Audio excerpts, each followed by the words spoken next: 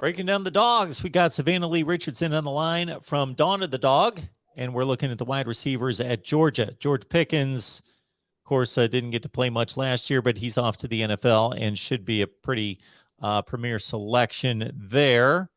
And take us through the wide receiver group.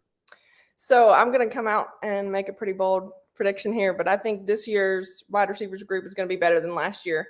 Georgia did lose Jermaine Burton to Alabama, but so be it. That's where he wants to go, and he feels like that is the best spot for him. Kudos to that kid, and then hope he does well because kid's talented. But with A.D. Mitchell, Kearis Jackson, Lab McConkey, Brock Bowers all coming back, it's loaded. Brock Bowers is going to have a monstrous season, and we still don't even know how good he is because he's a freshman. I think he can get even better. A.D. Mitchell is someone who kind of had an up and down year with catching at the beginning, and then he really started to hit his stride in the playoffs and stuff. And so I think he's going to carry that confidence into this upcoming season and really just be that deep threat that Georgia needed. And we're not even considering Marcus Rosemary-Jack-Saint, Arian Smith, even Arik Gilbert, who is now practicing with the team again. And so those are three more guys that haven't gotten to prove themselves because of injuries or other circumstances. And so Georgia has a loaded down wide receivers room that Stetson can pick and choose who he wants to throw to.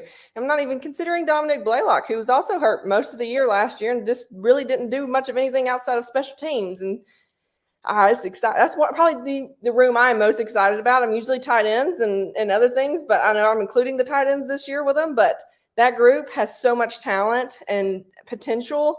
It's going to be fun because we all love when Georgia runs the ball, but it was so exciting to see those 60-yard passing touchdowns to Brock Bowers and then the big one to A.D. Mitchell in the national championship game. So I'm really, really stoked about that group. So you're taking on the wide receivers. You threw in Brock Bowers. Of course, he's a guy that a lot of people kind of passed on. They didn't necessarily figure that he was going to do much, even though he was a high 4-star, if not a 5-star out of California, third-rated tight end in the nation. And then boom, the rest is history. He's the best tight end in college football. I don't think it's really an argument at this point. Go ahead, Savannah. I didn't even mention Darnell Washington. That's where I was headed. Another one. And then it's crazy that there's been more than one kind of expert or analyst come out and say that Oscar Delp, who is a incoming true freshman, could be another Brock Bowers. He has the same size and speed. He could be his little brother. And so those are two more names to kind of just be like, yep, that's two other weapons Georgia has. I know Georgia lost a lot on defense last year, but there were some guys like Pickens that they lost. And then nobody will ever realize how big James Cook was and how big that loss is because there's this much depth kind of behind him that they're going to be able to just kind of plug in people and see who works where. And even, people who were worried about Jermaine Burton leaving,